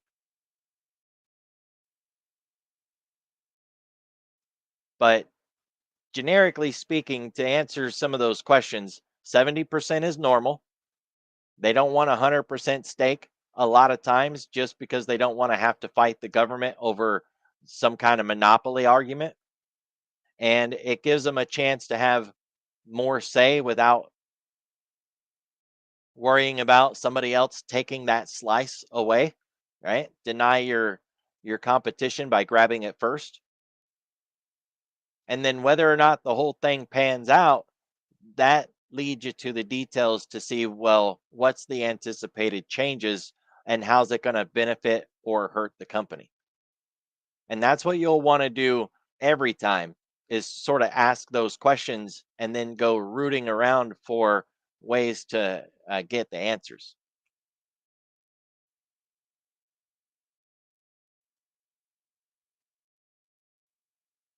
I found that it's the best process, right? To kind of just talk it out. When I'm alone and I'm not streaming, I generally look to try to answer questions. I just call it asking the market questions. I try to ask the questions and hunt for those answers myself because it leads me wherever it's going to lead me, and then I either get the confidence for the trade or I hit a brick wall and then I can't take the trade. I have always argued that I don't need someone to tell me to buy it, right? Because I always want to buy it. Instead, when I'm looking at the info, I'm looking for reasons why I shouldn't buy it, right? Like I want to find data that convinces me to leave it alone and walk away. And if I dig and dig and dig and I can't find anything, well then I guess I'm buying it. I haven't been able to find a reason not to, and that works out good. Um, of course, if you can get the risk low enough, then it doesn't matter what you find, anyways, because it's like, well, whatever. If the risk is that small, you might as well do it no matter what you found.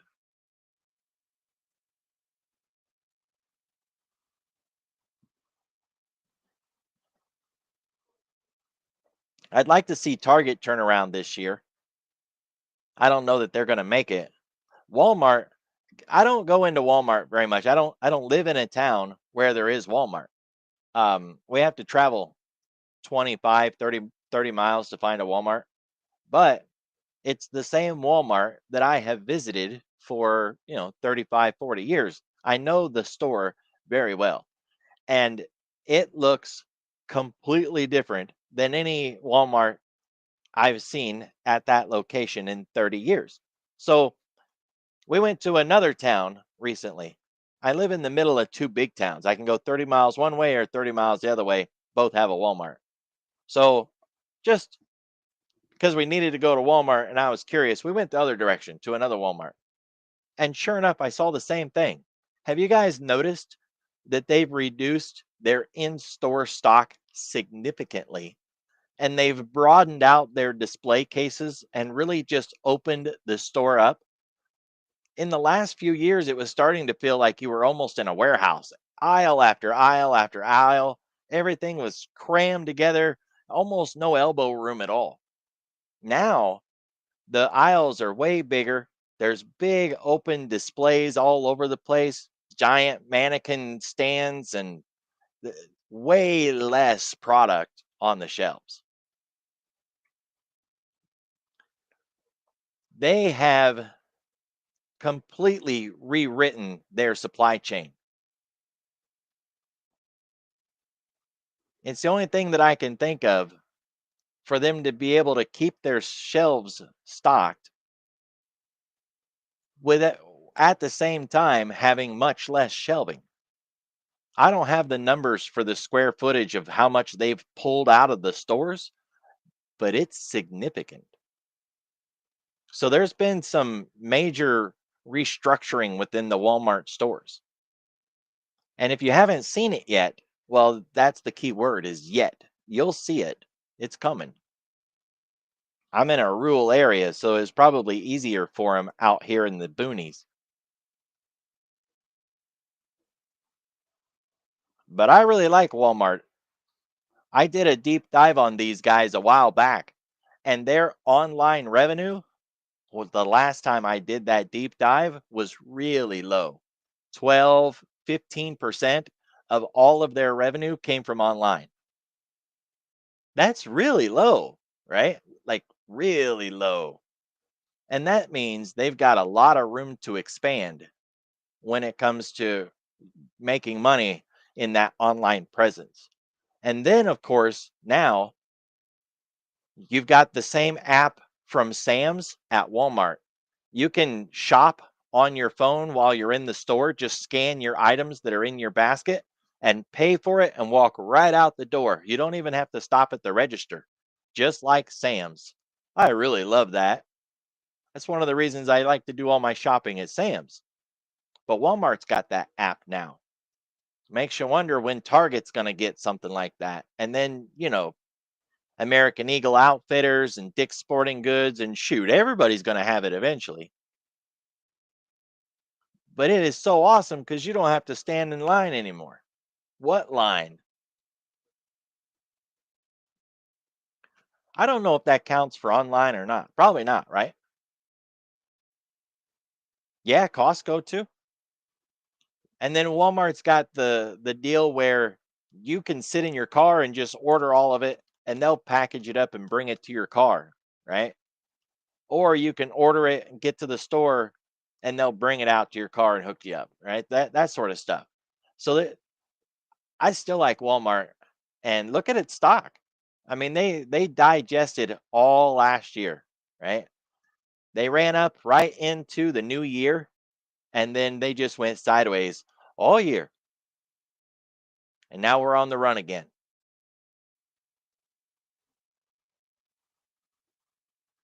Now they are extended, don't get me wrong. It's not the time to go running out jumping into Walmart, but keep your eye on this one. Look for another opportunity to take advantage of that if if it pulls back in a healthy, reasonable way, right? We don't want this thing crashing and burning.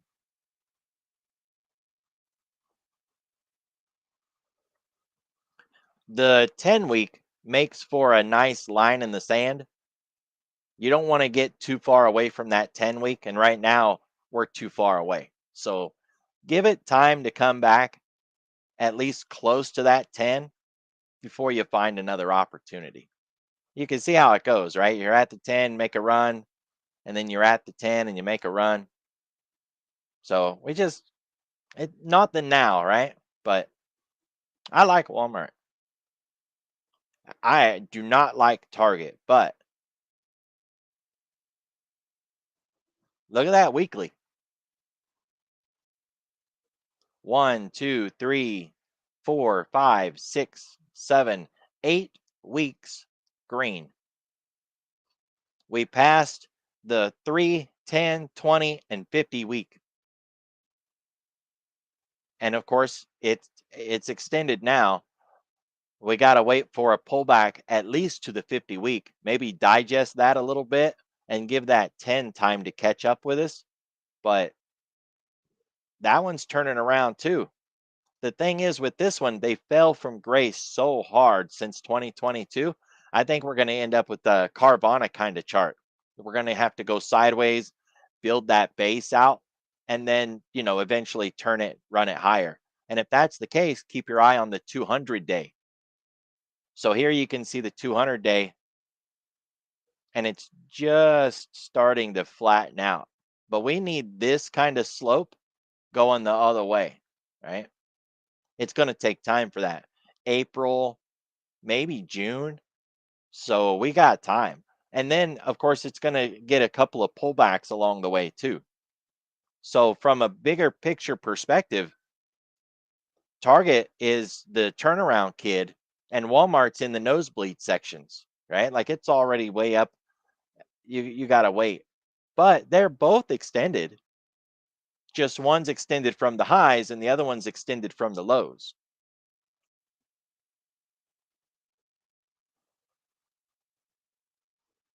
See, you take both of those, which looked really good, and then look at Dick's Sporting Goods, Condor, right? Maybe a broken wing, but the iron looks good here because you got nothing. It's not going anywhere. It's not doing anything. It's way expensive compared to those.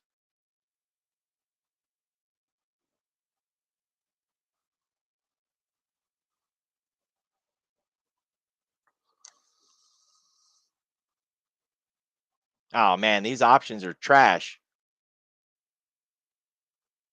You guys ever see that Madagascar cartoon where they're like, if you have any poo, fling it now?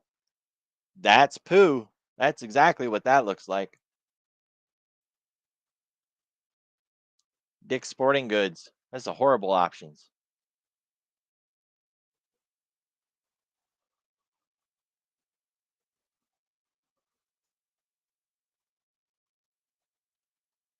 Yeah, look at that push in Costco. That's a TRB in the making right there. Fighting that 200-day. Now this one's dangerous because we had that decent sell off here, and the 200 flattened out, and it just started to roll over, and now it looks like it's trying to flatten out again. That's really dangerous because in the big picture, we don't know what's going to do here, right? With this, it might turn that 200 around and curve it back up again, but it could just be trying to split this mid at the half and just be a really good pullback before it heads lower. And yeah, a split would really help this thing out. Really.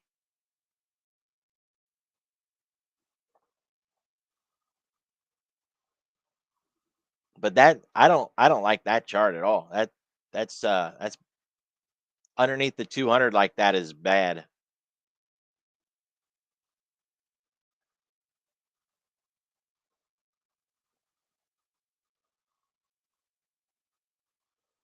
I guess it wouldn't matter. I'd probably snap it there, but if I did snap it here, I would move the bottom, see if it see if it lines up. So here we hit that 11, which means we never breached, we never went to 1, 2, 3, 6. That's the more stable version. But this would what they would call the latest version. All right, the latest high and the latest low. It gives you a true mid. but it's broken.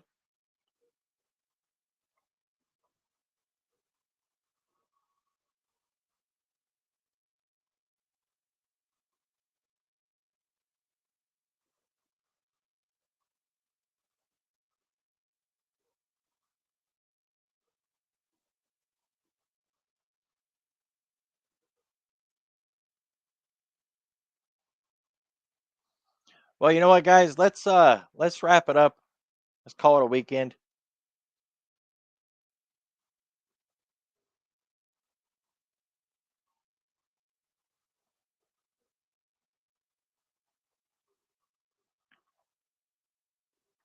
Yeah, my OBS is set to my account, and in the mornings when I do my morning briefing, that's what I use to get the morning briefing sharp and clear. In these afternoon streams, I'm using Restream because this is the Bullish Bears, and that's their content, and that's their tool. My OBS, when I tried to set it to use both YouTubes, I broke something, and then I spent the whole morning trying to get it just back to one again. When I tried to connect it to the Bullish Bears again the next day, I don't have the stream access to be able to do it now. So that means I'd have to reach out and fight to try to get the whole darn thing connected. So I don't really have a solution to that. It should be an easier process to swap the OBS from one YouTube account to another, but I was certainly having problems with it. I'm not giving up. I'm just saying it's not as simple as just swapping the accounts in the keys. There's something was wrong in there. And now I can't get the darn thing to connect.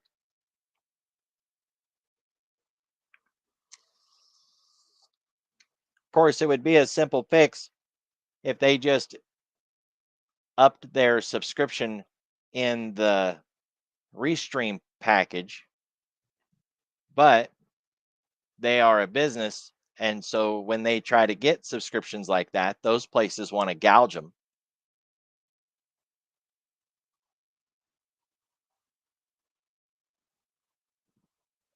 Everybody, have a good weekend. Remember that it's a holiday weekend. So we're going to come back on Tuesday. And we are really close to a government shutdown, QRA, FOMC, and MAG 7 earnings that are all piling up at the end of the month. So there's a lot of risk that we're facing. Know what you own so that you understand your risk. Markets can stay irrational longer than you can stay solvent.